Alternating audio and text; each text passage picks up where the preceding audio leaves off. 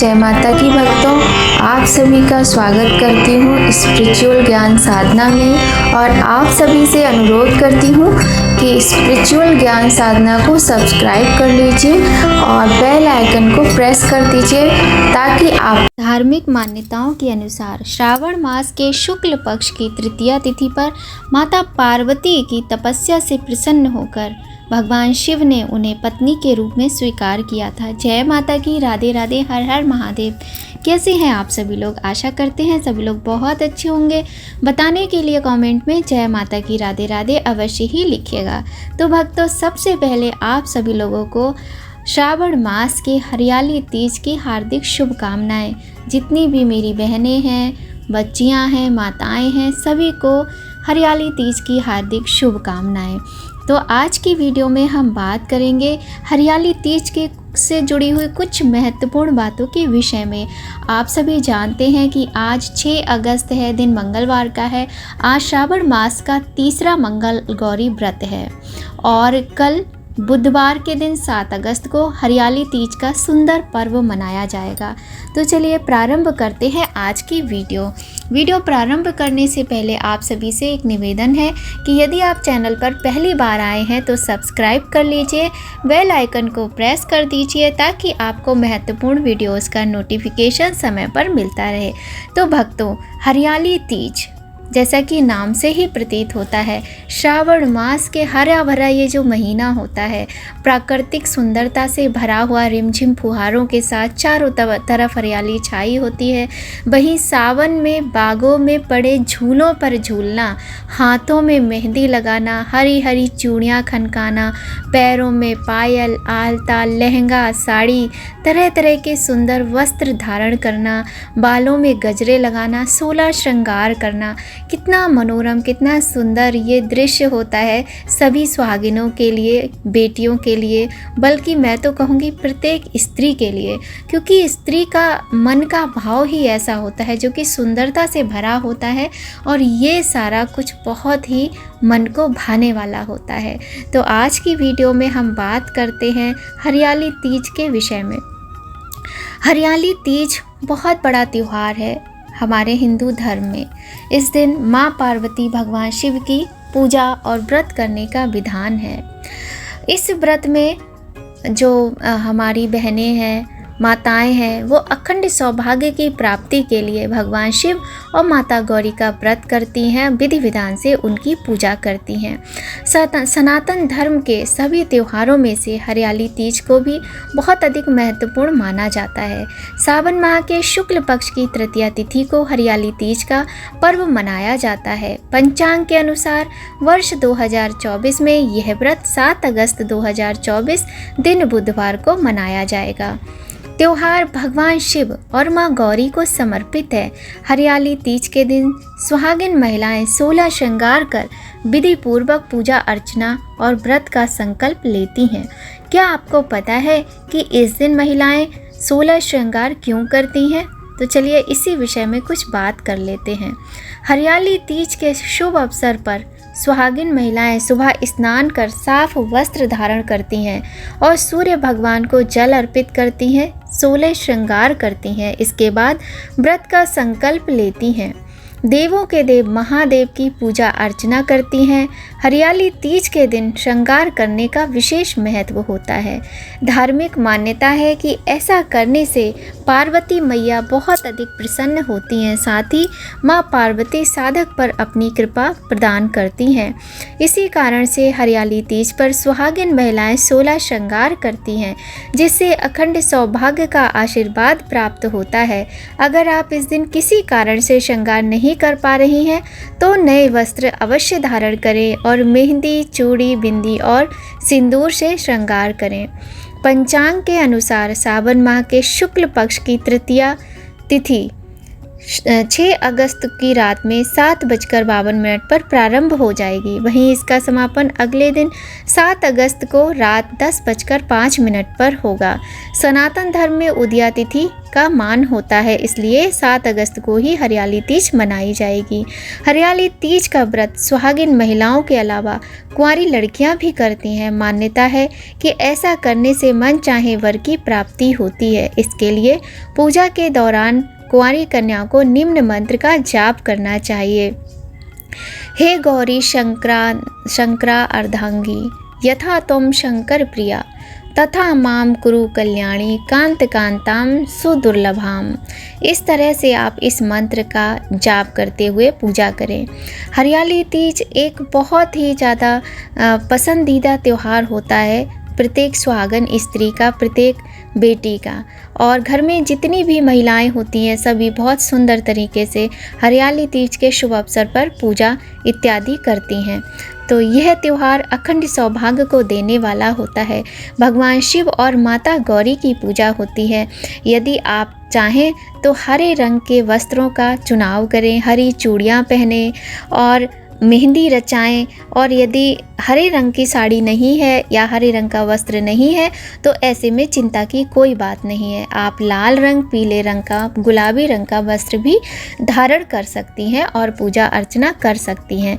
वैसे तो जो नई शादीशुदा जिनकी जो नवविवाहिताएं होती हैं, जो पहली बार तीज का व्रत करती हैं, उनको तो हरे रंग की साड़ी अवश्य ही पहननी चाहिए।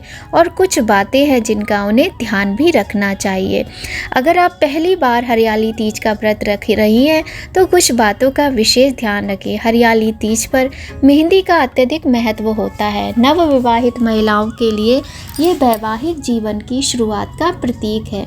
मेहंदी लगाने से जहाँ हाथों की सुंदरता बढ़ती है वहीं ये बहुत अधिक शुभ माना जाता है। हरियाली जीवन, उर्वरता और समृद्धि का प्रतीक है। ऐसे में इस दिन नवविवाहिता महिलाओं को हरे रंग की साड़ी भी धारण करनी चाहिए। माता पार्वती, माता गौरी की पूजा करें, उनसे अखंड सौभाग्य की प्रार्थना करें। इससे आपके जीवन में सुख समृद्धि आती है। नवविवाहित महिलाओं को इस दिन विधि विधान से भगवान शिव और माता पार्वती की पूजा करने के साथ ही तीज की कथा भी अवश्य ही सुननी चाहिए। हरियाली तीज त्योहार प्रकृति और महिलाओं के बीच गहरा नाता दर्शाता है। इस दिन महिलाएं बहुत उत्साहित होती हैं, मानो प्रकृति की गोद में बैठकर झूला झूल रही हों। इस दिन गीत गाती हैं और एक दूसरे को उपहार भी देती हैं। यह त्यौहार महिलाओं को एक दूसरे के साथ जुड़ने और सामंजस्य बैठाने का भी संकेत देता है। हरियाली तीज का त्यौहार भारतीय संस्कृति का एक महत्वपूर्ण त्यौहार है। यह त्यौहार न केवल धार्मिक महत्व रखता है बल्कि सामाजिक और सांस्कृतिक महत्व भी रखता है। इस त्यौहार को मनाने से परिवार में जहां खुशहाली आती है वहीं रिश्ते भी मजबूत होते हैं। हरियाली तीज के दिन दान भी करना चाहिए। इस दिन आप व्रत रखकर सासू माँ को बायना देने का भी विधान है। साथ ही माता गौरी जो आप चाहे तो मिट्टी से बनाएं और कहीं कहीं गोबर से भी गौरी माता की प्रतिमा बनाने का विधान है।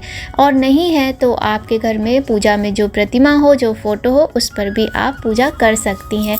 एक चौकी बिछाएं, पहले तो आटे से चौक लगाएं, चौकी लगाएं या पटरा लगा लें, उसके ऊपर फोटो, प्रतिमा जो भी है आप विराजित कर लें कपड़ा बिछाकर और चावल का या पुष्पों का आसन दें, कलश रखें, दिया जलाएं, धूप जलाएं, माता को सिंदूर, अक्षत, पुष्प, रोली, कुमकुम अर्पित करें। 16 श्रृंगार की सामग्री बिल्कुल भी ना भूलें।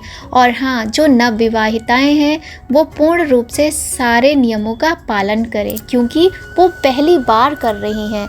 और जो माताएँ बहनें वर्षों से करी आ रही हैं वो कम से कम 7-5 वस्तुएं तो 16 श्रृंगार की पूजा में माता को अवश्य ही अर्पित करें।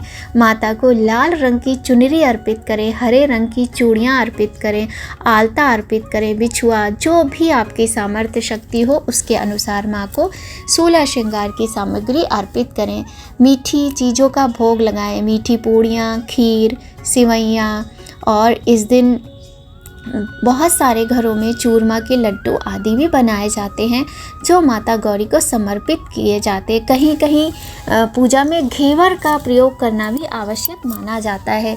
तो आप सारी विधियों के साथ अपने घर की परंपराओं को ध्यान में रखते हुए ही पूजा अर्चना करें।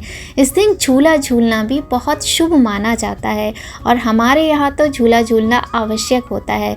तो सज धज के पूजा पाठ करके, शोला श्रृंगार करके आप सावन के इस पवित्र दिन, इस सुंदर त्यौहार के दिन झूला भी अवश्य झूलें, थोड़ी देर के लिए, शगुन के लिए।